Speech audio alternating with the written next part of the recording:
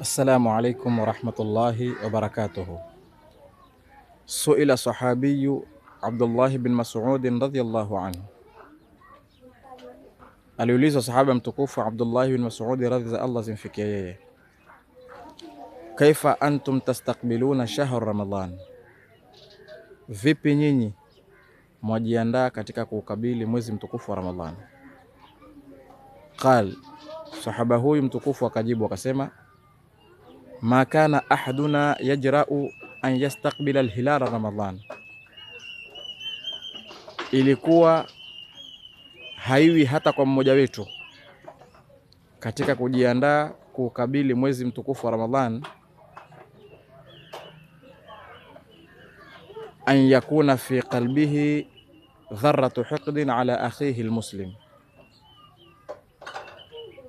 mtu awe katika moyo wake kuna chembe ya chuki baina yake yeye na ndugu yake Muislamu.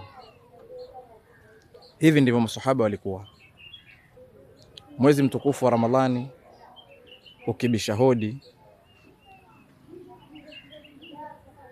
anaondoa chuki iliyoko baina yake na ndugu yake, grudges zinaondoka, wanasameheana wao kwa wao. Na hivi ndivyo walivyokuwa wakijiandaa kwa ajili ya mwezi mtukufu wa Ramadhani, si kwa matobosha, ndizi za sukari, wala na mambo ya kipuzi. Wassalamu alaikum warahmatullahi wabarakatuhu.